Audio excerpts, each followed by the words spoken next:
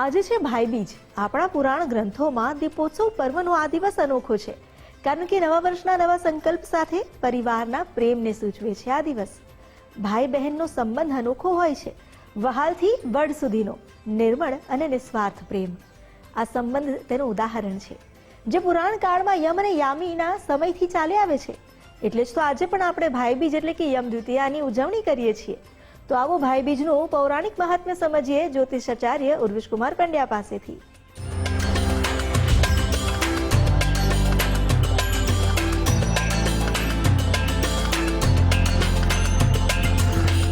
ओम जगनेन जगनमय जंत देवास्तानि धर्माणि प्रथमान्यासन्न तेहनाकं महिमानः सचंत चित्रपूर्वे साध्याः संति देवाः नमो नमः। તમારા બધાનું સ્વાગત કરું છું આધ્યાત્મિક મહાશક્તિમાં। આજે યમ દ્વિતીયા એટલે કે ભાઈબીજ। શું છે આ દિવસનું મહત્વ અને કેમ યમરાજા પોતાની બેનના ઘરે જમવા માટે જાય છે? પ્રસંગ એવો બને છે સવિતા સૂર્યનારાયણના સંતાન યમ મહારાજ અને સાથે શનિ મહારાજ અને યમુના મહારાણી અને જે સુરતમાં વહી રહ્યા છે તપ્તી એટલે કે તાપી નદી। તો આ જે પરિવાર છે એ પરિવારના અંદર જ્યારે વિખવાદ ઉત્પન્ન થયો હતો રાંદલ દેવી એટલે કે રન્ના દેવી અને છાયા દેવીના કારણે થઈને, તો એ પ્રકોપને જ્યારે શાંત કરવાનો વિચાર આવે છે ત્યારે યમુના મહારાણી પોતાના ભાઈને પોતાના ઘરે જમવા માટે બોલાવનાર બને છે। ખરા અર્થમાં જો વિચાર કરીએ તો ગોવર્ધન પૂજા પણ આગલા દિવસે એટલે કે બેસતા વર્ષના દિવસે એટલા માટે જ આવે છે કેમ કે યમુના મહારાણીના સાથે એ ક્રિયા જોડાયેલી છે, પ્રકૃતિ સાથે એ ક્રિયા જોડાયેલી છે। અને આ સમયમાં જે સમયે શરદ ઋતુ પ્રવિષ્ટ થઈ રહેલી હોય છે તો એ સમયે કુદરતના સાનિધ્યમાં રહેવું એ ખરા અર્થમાં મંગલમય બની શકે છે શરીર માટે અને મન માટે। એટલા માટે શાસ્ત્રોમાં આ જે ક્રિયાઓ છે એ ક્રિયાઓ ખરા અર્થમાં પુણ્યની પ્રાપ્તિ સાથે શરીરને પણ સુયોગ્ય બનાવનારી છે। તો જે યમુના મહારાણી છે એ પોતાના ભાઈને એટલે કે યમ મહારાજને પોતાના ઘરે જમવા માટે આમંત્રણ પાઠવે છે।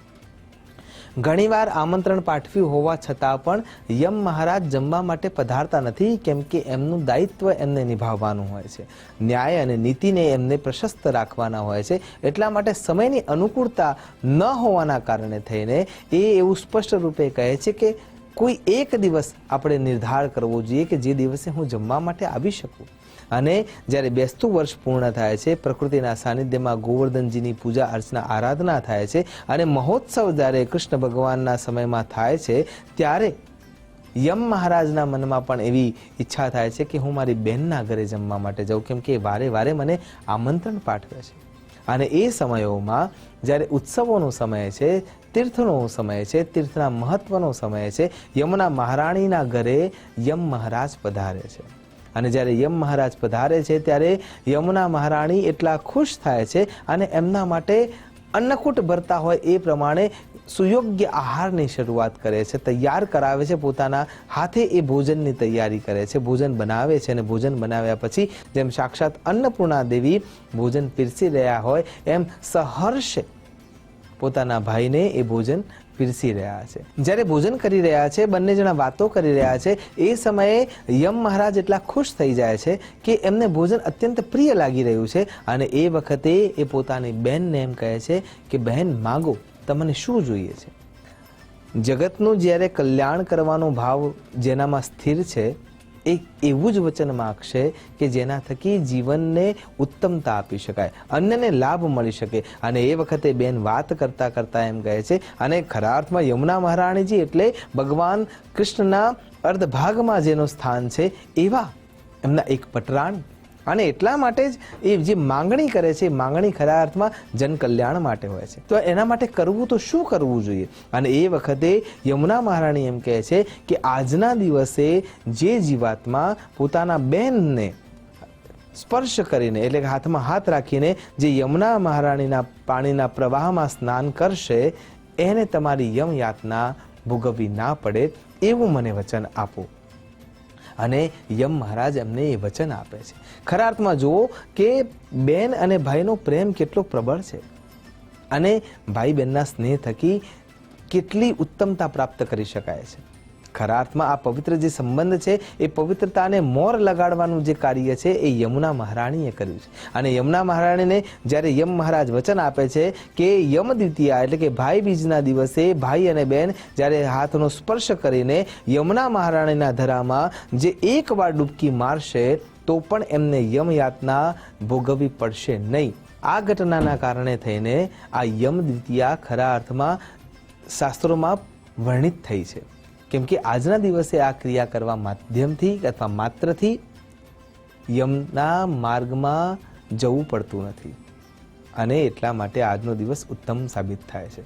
અને ખરા અર્થમાં જો વિચાર કરીએ તો આ દીપોત્સવી પર્વ પણ એટલા માટે જ આવે છે કેમ કે આપણે બધાને સાથે લઈને ચાલવું જોઈએ અને એ પ્રેરણા સૂર્યનારાયણના પુત્રી આપણને સમજાવે છે. ખરા અર્થમાં જો વિચાર કરીએ તો સૂર્યનારાયણના જે બીજા સંતાન શનિ મહારાજ છે એ ન્યાય અને નીતિનું કાર્ય કરે છે અને એક તરફ ન્યાય અને નીતિનું કાર્ય જે સંભાળી રહ્યા છે, જોઈ રહ્યા છે અને સૌને દંડ આપી રહ્યા છે, એમાંથી જે મુક્તિ અપાવવાનું જે કાર્ય કરવું એ અઘરું છે. એટલા માટે યમ મહારાજનું કાર્ય અને જે શનિ મહારાજનું કાર્ય છે એ એકને જીવતા જીવત સજા આપે છે અને બીજા જે ભાઈ છે એ મૃત્યુ પછી એના કર્મોના આધારે એને સજા આપવાનું કામ કરે છે અને એમાંથી જે મુક્તિ અપાવવાનું કામ છે એનો જે રસ્તો કરાવી શકે છે એ યમુના મહારાણી કરાવી શકે છે. અને એટલા માટે આજની જે તિથિ છે એ યમુના મહારાણી માટે અને યમ મહારાજ માટે નિમિત્ત માત્ર બની ગઈ છે.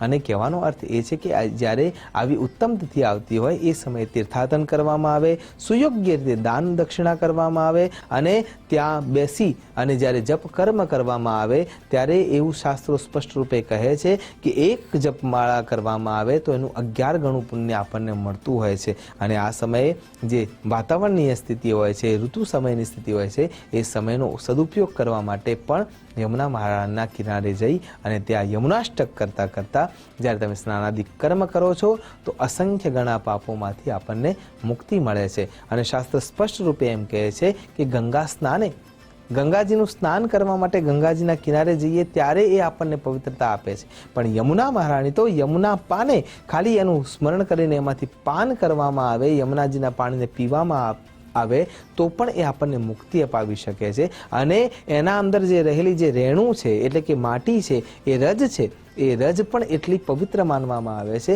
અને ખરા અર્થમાં જોઈએ તો યમુનાજીમાં સૌથી વધારે રેણુ જ જોવા મળે છે અને એ રેણુ જ્યારે તમારા શરીરને સ્પર્શ કરે છે, શરીર ઉપર ચોંટે છે ત્યારે સમજવાનું છે કે જેમ જેમ એ તમારા શરીરને આલોડિત કરે છે એમ એમ તમારા પાપો નાશ થતા જાય છે. તો ધર્મશાસ્ત્રના આધારે જો વિચાર કરીએ તો યમ દ્વિતીયા ભાઈ અને બહેનના પવિત્ર પ્રેમની તિથિ છે અને એના થકી સૌ જનહિતાય, સૌ જન માટે સુયોગ્ય એવો માર્ગ બતાવી જાય છે કે જેના કારણે થઈને એમને મુક્તિનો માર્ગ પ્રશસ્ત થઈ શકે છે અને યમ યાતનામાંથી બચી શકાય છે.